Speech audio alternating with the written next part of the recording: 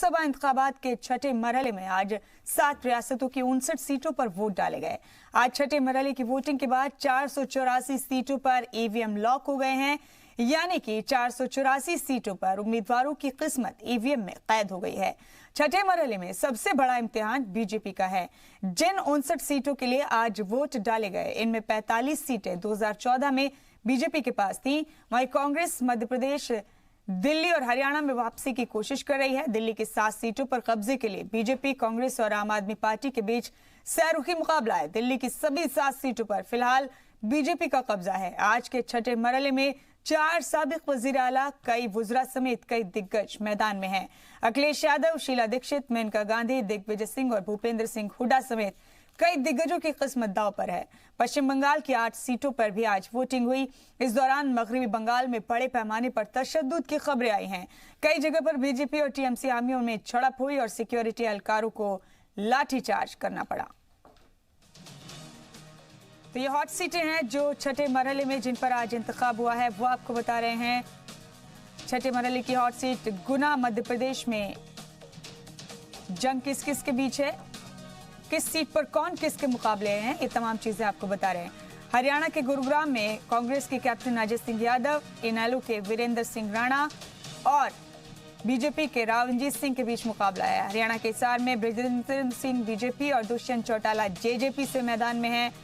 वहीं सुरेश कोत आईएनएलडी से और भव्य बिश्नोई कांग्रेस से इंतखाबी मैदान में हैं। हरियाणा के हिसार सीट का ये खाका आपके सामने पेश कर रहे हैं हम। इसके अलावा हरियाणा की कुरुक्षेत्र सीट में कौन किसके मुकाबले पर है, वो आपको बता दें। साथ ही मशरकी दिल्ली में गौतम गंभीर बीजेपी से, आम आदमी पार्टी से आतिशी, सुल्तानपुर उत्तर प्रदेश में मेनका गांधी बीजेपी से, मध्य प्रदेश विदिशा की जंग किस किस के बीच है, ये आपको दिखा रहे हैं। शैलेंद्र रमेश पटेल कांग्रेस से, रमाकांत भार्गव बीजेपी से। और आज छठे मरहले की वोटिंग के बाद दरअसल लोकतंत्र के इस पर्व में, जमहूरियत के इस जश्न में क्या मिजाज रहा वोटर्स का, किस किस्म की सियासत अब तक हो रही है और क्या रुझान लगता है तमाम एक्सपर्ट्स को इस इंतखाबात को लेकर, इन तमाम चीजों पर तफसीली चर्चा के लिए एक बेहद खास पैनल मेरे साथ स्टूडियो मौजूद है। आइए आपका तारुफ कराते हैं और फिर अपनी तमाम चर्चाओं को आगे बढ़ाएंगे। मेरे साथ स्टूडियो मौजूद है बीजेपी के तर्जुमान मनोज यादव साहब, बहुत इस्तकबाल है मनोज जी आपका। अजय वर्मा जी कांग्रेस लीडर मेरे साथ मौजूद हैं, आपका भी बहुत बहुत इस्तकबाल है। शिवाजी सरकार साहब बतौर पॉलिटिकल एनालिस्ट हमारे साथ मौजूद हैं, आपका भी इस्तकबाल है। ऋषि मिश्रा साहब बतौर सीनियर जर्नलिस्ट हमारे पैनल का हिस्सा हैं, आपका भी बहुत बहुत इस्तकबाल है। साथ ही हमारे साथ पैनल में मौजूद एक और खास मेहमान डॉक्टर विशाल कुमार साहब बतौर पॉलिटिकल एनालिस्ट, बहुत बहुत इस्तकबाल है डॉक्टर विशाल आपका।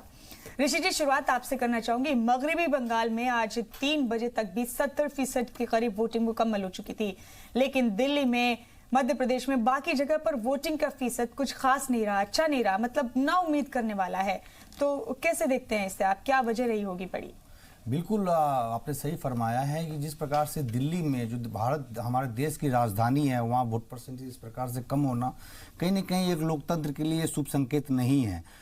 जो सबसे हाई प्रोफाइल लोग होते हैं दिल्ली में रहते हैं, खासकर जो आप देखिए ब्यूरोक्रेट से लेके पॉलिटिशियन से लेके लुटियर्स जोन में आप देखते हैं एक से एक ब्यूरोक्रेट से एक पॉलिटिशियन रहते हैं, लेकिन फिर भी जो टर्न आउट है वोटों का वो खासकर लुटियन जोन में बहुत कम है।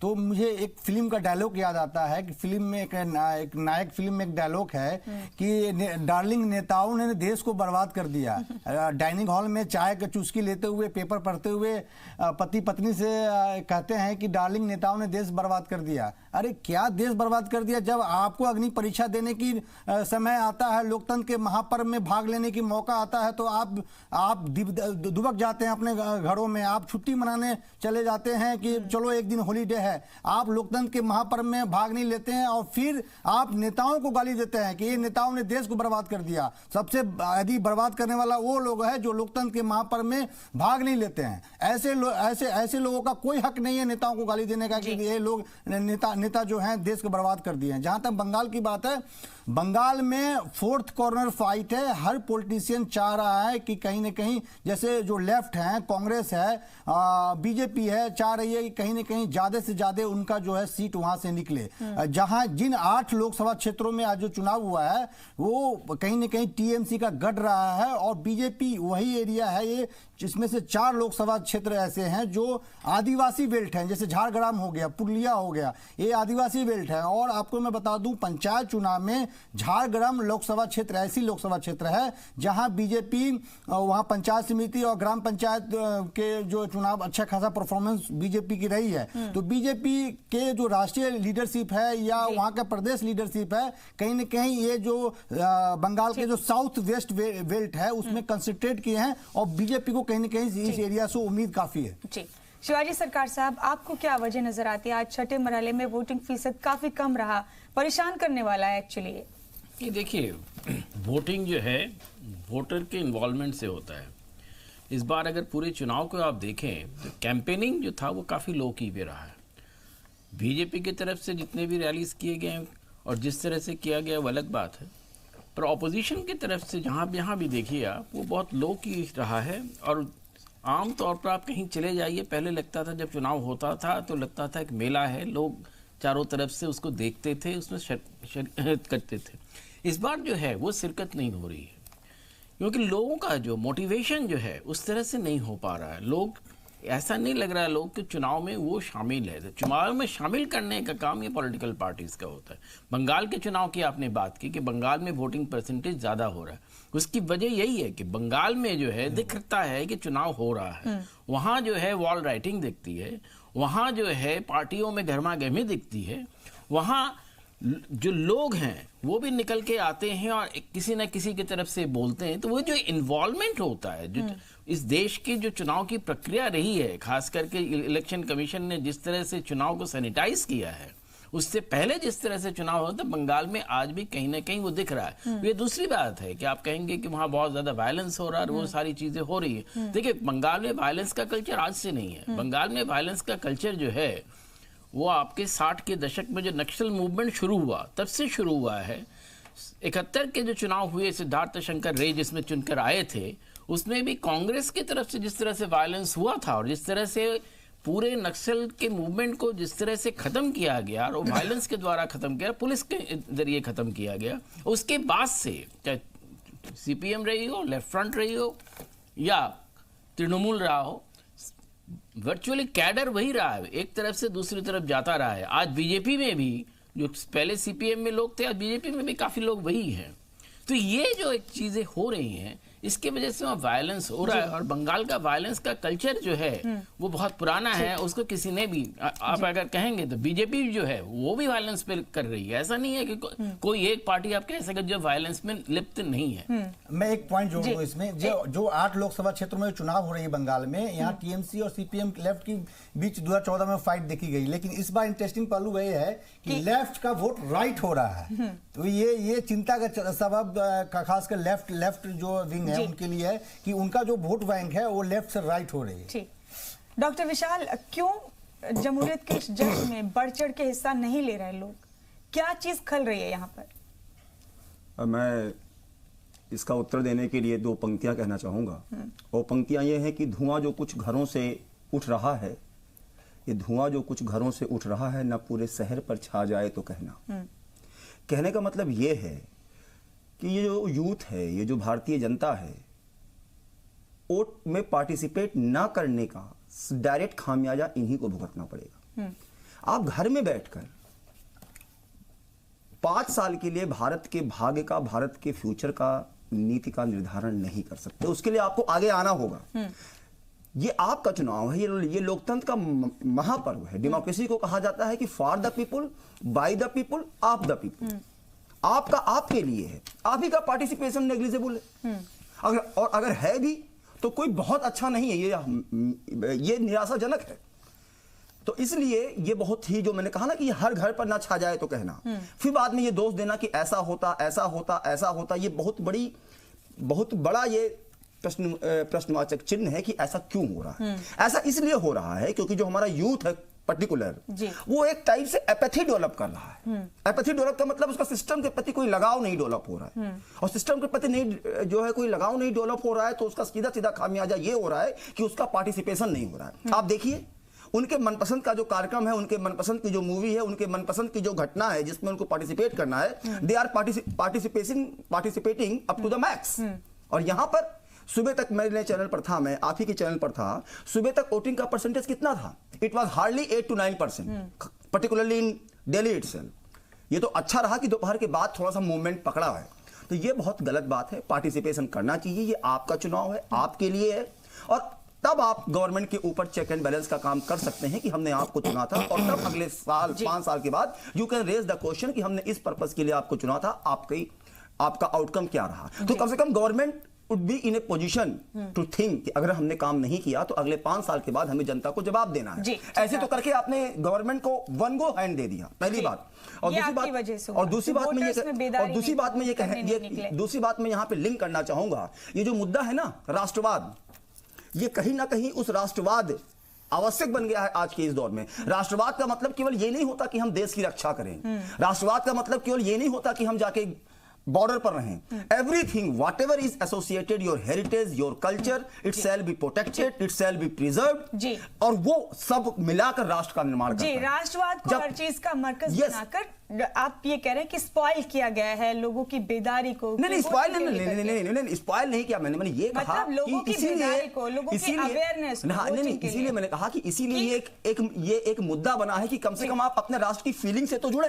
लोकतंत्र का महापर्व हो रहा है, आप घर में बैठे आप चुनाव में पार्टिसिपेट नहीं कर रहे हैं। 2 सियासी नुमाइंदे भी हमारे साथ मौजूद है। इससे पहले कि मैं उनका रुख करूं, यहाँ पर ग्राउंड जीरो से कुछ जान लेते हैं कि लोग क्या कह रहे हैं। चचे मरहले की वोटिंग खत्म हो गई, अब 6 बजे के बाद सिर्फ वही लोग वोट डाल सकेंगे जो लाइनों में लगे हुए थे। हालांकि दिल्ली के मुस्लिम इलाकों में सुबह के वक्त ज्यादा जोश नहीं था, लेकिन 3 बजे के बाद वोटर्स की तादाद पोलिंग बूथ पर बढ़ी और 6 बजे के बाद अब भी लाइनें लगी हैं। हमारे दिल्ली के नुमाइंदे शुएब रजा बता रहे हैं मुस्लिम बूथों पर अभी का हाल क्या है। आइए एक नजर डालते हैं। लोकसभा चुनाव का जो छठे चरण का मतदान था वो आज पूरा हो गया। हालांकि जो अभी भी लाइन में लगे हुए लोग हैं वो उनको वोट डालने की इजाज़त है 6 बजे के बाद। और हमने दिल्ली के अलग अलग इलाकों में जाकर देखा कि सुबह से ही तमाम जो लोग थे वो वोटिंग के लिए निकले तो थे, लेकिन सुबह के वक्त उतनी भीड़ भाड़ नहीं थी जितनी शाम के 3 बजे के बाद हुई। और इसकी एक वजह जो थी वो ये भी रही कि मुस्लिम इलाकों में रमज़ान की वजह से, रोज़े की वजह से जो लोग थे वो थोड़ा देर से निकले। और ये पुरानी दिल्ली का ही यानी कि चांदनी चौक लोकसभा का ये इलाका है जहाँ पर आप देख रहे हैं कि लंबी लाइनें अभी भी लगी हुई है। कुछ लोग वोट डाल कर गए। आपने वोट डाल दिया? वोट डालते वक्त किस तरह की सरकार आप चाहती थी, क्या चीज़ें? बस अच्छी हो, एटलीस्ट हेल्पिंग हो, कोऑपरेटिव हो और थोड़ा सा समझने वाली सरकार हो। लोगों को तो मुझे लग रहा है अब रोज़ा यहीं खुलेगा। मुझे भी यही लगता है, लेकिन लेडीज़ के लिए थोड़ी सी कन्वीनियंट होनी चाहिए थी। फास्टिंग चल रही है ना, इसलिए थोड़ा सा आसानी रखते हैं लोग। 2-2 घंटे से लाइन में थे। बिल्कुल लंबी लाइनें अभी भी लगी हुई है। और जो मतदान के अगर फीसद की बात करते हैं दिल्ली की, तो दूसरे सूबों के मुकाबले कम रहा है और तकरीबन 50% तक की अभी खबर है। उम्मीद है कि बढ़ जाएगा क्योंकि लाइनों में लोग लगे हुए हैं अभी, जब तक ये पूरा होगा। कुछ और लोग भी मौजूद हैं। आपने वोट डाला अभी या लाइन में ही आप खड़े हैं? देखिए, मैं लाइन में ही खड़ा हूँ। मैंने अपनी मिसिस को पहले लगाया, इसलिए कि मैंने कहा पहले लेडीज़ है क्योंकि रमज़ान का टाइम है, उनको पहले पहुँचाना है। मुझे लग रहा है अब तो रोज़ा आपका यहीं खुलने वाला है। नहीं तो हमारे लिए कोई बात नहीं, हमें तो वोट करना है क्योंकि हमारा हक है, वो हमें पूरा उसको करना ही पड़ेगा। क्यों नहीं पहुँचे इतने सारे लोग? कैसे? सुबह का वक्त ऐसा था कि सुबह लोग, आज संडे है, लोग मोस्टली की वही रूटीन बनी हुई है, लोगों को आराम से सो के उठना है, संडे होता है, छुट्टी होती है, जिस कारण लोग देर से उठे। फिर रमज़ान चल रहे हैं तो वैसे भी रात को हम सहरी में उठते हैं तो लेट उठे, तो उस कारण जो है सुबह वोटर बाद में निकला। अभी इस टाइम काफ़ी लंबी लाइन है, मुझे अभी वोट करना है, मैं वेट कर रहा हूँ। तो जो लोग हैं वो लाइनों में अभी भी लगे हुए हैं और शाम के वक्त क्योंकि लंबी लाइनें लग गई अचानक और कई इलाकों में इसी तरह के हालात हैं, तो यकीनन इन सबको इनके हक़ का इस्तेमाल करने की इजाज़त है। क्योंकि जो लाइन में लगते हैं या जो एक एरिया बना हुआ होता है वोटिंग का, अगर वहाँ लाइन में, तो उनको इजाज़त होती है वोट करने की। तो लेकिन अगर पूरी दिल्ली की हम बात करते हैं तो वाकई वोटिंग परसेंटेज जिस तरह से ज़्यादा होना चाहिए था वो नज़र नहीं आया। लेकिन फिर भी जिन लोगों ने वोट का इस्तेमाल किया, यकीनन उनका योगदान आने वाली सरकार में होगा। कैमरामैन जयवीर के साथ जी मीडिया के लिए दिल्ली से मैं शुएब रजा। जी, शुरुआत में वोटिंग फीसद काफी कम था, हालांकि अब भी पुरानी दिल्ली में लोग लाइनों में लगे हुए हैं वोटिंग के लिए। रमजान भी है लेकिन इसके बावजूद लोग वोट डालना चाहते हैं। अपने खास पैनल का रुख एक बार फिर से करेंगे। अजय वर्मा साहब, आपके पास से आना चाहूंगी। अमूमन कहा जाता है कि जब एंटीक इनकम्बेंसी होती है, जब लोग मौजूदा सरकार से नाखुश होते हैं, तब बड़ी तादाद में बाहर निकलते हैं वोटिंग करने के लिए, लेकिन इस बार वोटिंग फीसद काफी कम है। तो क्या ये मान लिया जाए कि लोग खुश हैं मौजूदा सरकार से? देखिए, ये तो अपना अपना नजरिया है कि कम वोटिंग का कहीं नुकसान भी है तो कहीं फायदा भी है, लेकिन ये देश के हित में बिल्कुल नहीं है कि कम वोटिंग हो। देश के हित में तो ये है कि ज़्यादा से ज़्यादा लोग निकलें, ज़्यादा से ज़्यादा हमारे आह्वान पर, पार्टी के आह्वान पर, संस्थाओं के आह्वान पर, चैनल के आह्वान पर और वोट करें। अब लेकिन जितना हो रहा है, जैसे हो रहा है, अच्छा है, लेकिन इसका एक मकसद, जो लाइन में लोग लग रहे हैं और जो वोट कम डल रहा है, उदासीनता। इसका उदासीनता का मतलब यह है लोकसभा का चुनाव है, ये स्टेट का चुनाव नहीं है। तो क्वेश्चन मार्क इसलिए हो जाता है कि सरकार के पिछले 5 साल पहले जब लोकसभा के चुनाव हुए थे तो लोग ये उम्मीद करते हैं कि हमको क्या सर्व किया, जो हमको आईना दिखाया था, उसमें जो जो मुद्दे रखे थे, जो जो उसमें मसलेहत की बात करी गई थी, उन पर क्या देश की सरकार ने या उन नुमाइंदों ने जिनको हमने चुन के भेजा था पिछली मरतबा 2014 में, उन्होंने क्या सर्व किया, क्या किया।